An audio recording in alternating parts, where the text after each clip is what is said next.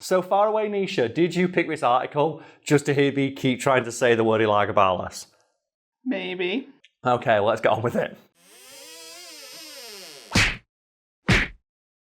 Few figures from history are as well known for their acts of wanton debauchery and general shitheadedness than the emperors of ancient Rome. Arguably the most ridiculous from this pantheon of douchebaggery was an emperor called Elagabalus, a man who turned being a dong into an art form. So we know that Roman emperors were famously awful to people. Yes, and there are a couple of the more famous ones than Elagabalus at least. Caligula and Nero, two examples that spring to mind immediately. Caligula, whose acts of just depravity and sadism were legend in his own time. And there's a couple of famous stories that spring to mind that aren't too bad that I can share on this comedy fact channel, such as he would have a man beaten with heavy steel chains every day for his own amusement until the smell of that man's brain matter, which at that point was leaking through his cracked skull, put Caligula off and offended him so much he had that man burned alive. And then there are other stories such as he would cut people's hands off and then have them try and eat food at his parties as entertainment. And I'm guessing as I'm talking, there'll be more stories like Caligula below. So I'll move on to Emperor Nero, who was also a huge asshole. He would do things like set Christians on fire to light his garden at night. And he's famously such a huge petty bitch that he rigged the Olympics so that he won every single event. The reason I want to mention that is because the way he won is amazing, because he entered the chariot race with 16 horses instead of the requisite 4, still managed to crash and then won anyway, because he went up and had a very stern word with the officials who announced, I shit you not, that Nero deserves to win the crown for this event, because if he had not fallen off his chariot, he would have won. And that's just amazing. You can't see my face, but I've just been sat here like with the expression of disgust and shock and horror and confusion. Yeah. Like, what? The things that they did were so extreme. Like, they go all the way around to being funny because the only thing you can do is laugh at something so dark. And Elagabalus may not have brutalised people as much as emperors like Caligula and Nero, but it's just the sheer creativity he had when it came to pissing people off that I think just sets him apart from them. Obviously, you're going to have an example of this. Well, of course I do. And one of the most famous things Elagabalus would do during his reign was hold big raffles where people who were taking part could win fabulous prizes. And these raffles were real, and some of the prizes were indeed quite fantastic and ranged from things like piles of gold to an entire team of slaves. However, the twist here is that some of the prizes weren't so nice.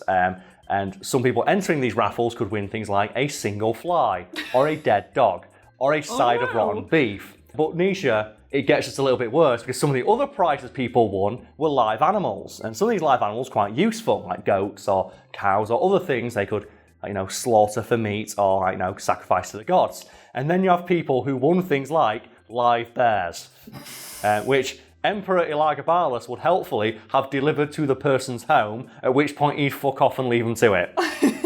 Imagine, in this day and age, Amazon Prime knocks on your door and there's just 10 live bears. It's like, what the fuck am I meant to do with these? Well, they're your problem now, and if you don't look after them properly, Elagabalus will come back and kill you. I was just thinking about, is it Hermes, the one that's really bad?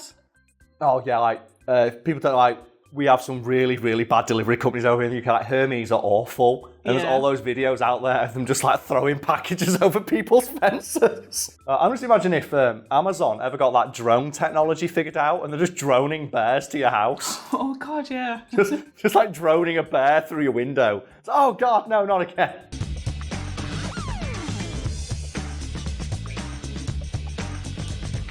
Have you ever seen that famous image of that person who tried to buy 20 teddy bears and they all fell out of the car, and just the caption of it is, when you try and get your drunk friends home in your car, yes. It's just loads of teddy bears just flopped out all over the environment. Yes. If we bring it back to Elagabalus. Yes. Are there any other prizes that he used to give away apart from the live bears? Yes, there is. And I shit you not, one of his favourite things to do was at Olympic Games or just events where there were large crowds in attendance, he would throw gold to the crowds, to make them scramble on the ground. And then while they were scrambling on the ground for this gold, he would bring along catapults which fired in clay pots filled with venomous snakes. Oh, nice. Yeah. So free snakes. Free snakes, everyone. And that was apparently one of his favourite things to do. And you can't even imagine what that kind of fear would be like. I can't imagine just being there one moment, just living your life, doing your business, and then a snake, your world turns to snake.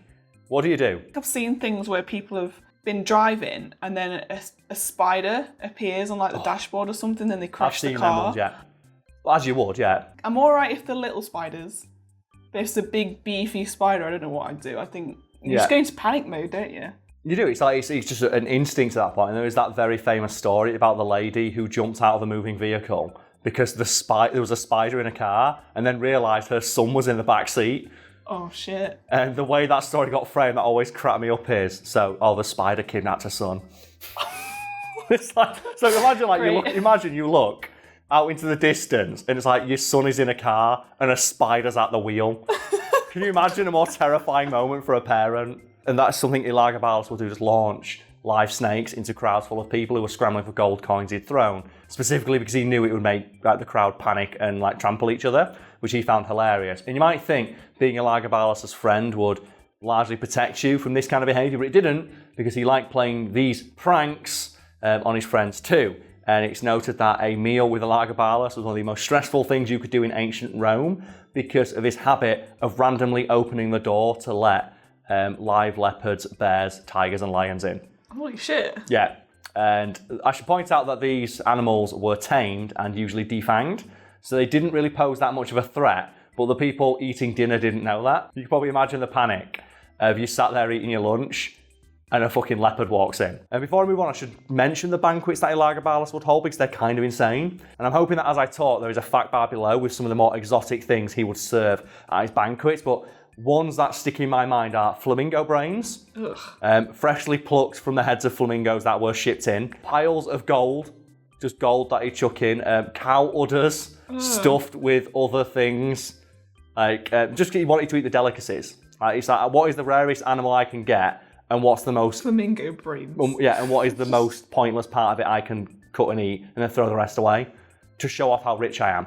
And then he sprinkle everything with gold, again, to show off how rich he was. And that's not really got much to do with his pranks, but it's just kind of crazy and it's worth mentioning because fucking he's lopping off flamingo heads to eat their brains. What a weirdo. Not ideal. So let's move on to the pranks. And that leopard thing would appear to be Elagabalus' favourite prank because he would also do it to people when they were sleeping. And now, Nisha, just imagine for a moment... You're asleep. You're already on edge because you're in Elagabalus' house. And then in the middle of the night, you feel something furry and soft. And then you look down and it's a fucking leopard. I would shit myself. What do you do? Yeah, I'd shit myself and get out of there. Yeah, well, you couldn't because Elagabalus would find that rude and might have you killed. Because another one of his favourite pranks was to strap guests to a large wheel, which would then be slowly rotated in a pool of water, slowly drowning that person. Charming. Yeah, and that would be his entertainment for the evening, and it would just go on all evening. And if the person survived, they might be let off. If they died, he'd just put someone else on it. Because the emperors of ancient Rome were fucking insane. I'm baffled by some of the stuff that he does. Or did, sorry. It's because they were just fucking insane, and they would amuse themselves, but by torturing people. They were effectively walking gods in their own minds, so anything they did was fine, and no one could question them on it. And I think just... of all the things that Elagabalus did, the one that just makes me feel the most uneasy is he would invite people to banquets and then have his slaves specifically prepare rocks to look like food. And then he would serve those rocks to his guests who would think, oh, look, an apple. Bite the apple, it is a rock that's been painted to like an apple. But Elagabalus will look at you and go, well, you better eat that apple. If you don't, you're going to get flogged and killed. And that's the one that makes me the most uncomfortable because it reminds me of what might be one of the worst things I've ever seen in a horror film. And I forget the name of the horror film. It's one of those shit ones that was on Netflix.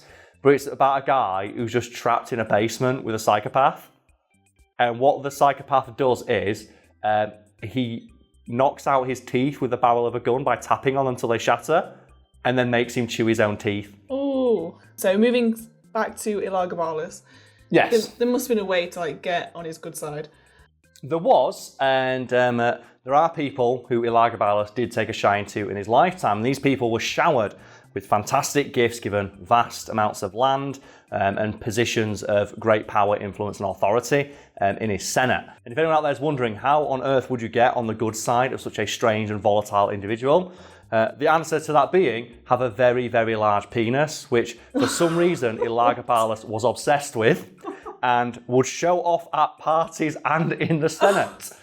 Which resulted in perhaps one of my favourite stories from Roman history, which is Elagabalus presenting a new member of Senate who was not qualified, which prompted his other members of Senate to ask, what qualifications does this man have to lead Rome? At which point Elagabalus pulled the man's toga off, exposing his very large penis, pressed his lips against it and said, this is why he's in charge.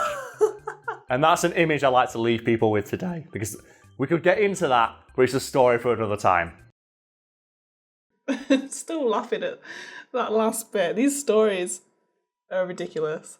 They are. And the ancient Roman emperors were, as I mentioned, right at the very start, if you can remember when that was, folks, because this video was a journey to record, research and write.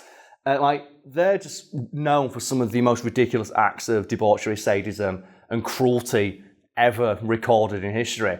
And they're insane to, when you look them up. The ones I was talking about with Caligula and Nero, they're the nice stories that I could tell without the video getting demonetized. And it's ridiculous to think what unlimited power can do to a person. So that's the old phrase, isn't it? Power corrupts, and absolute power corrupts absolutely. And I think anything proves that more than just stories about ancient Roman emperors and the shit they would do because they felt they could. They have absolute authority over all of Rome. No one can stop them. And with this power, they abuse the ever-loving shit out of it and just brutalise people on an unthinkable scale for their own amusement. It's shocking that they could do stuff like this and just no one could do anything about it because obviously emperors. Yeah, and we laughed about it because it's so extreme. It goes all the way around to becoming just absurd, just in that macabre way. And there's so many. I could write a book about it, if not for the fact that book already exists and it's called Horrible Histories. Because I don't think I could write just a really somber, direct recollection of the stuff they would do because it's so harrowing. The shit Caligula would do. Even just in his day-to-day life.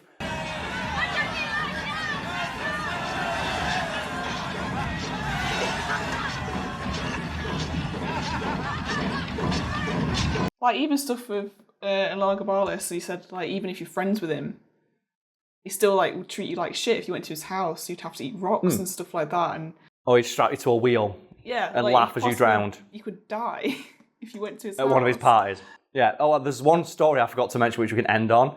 That is, at one of his parties, he greeted the guests by showering them with flowers.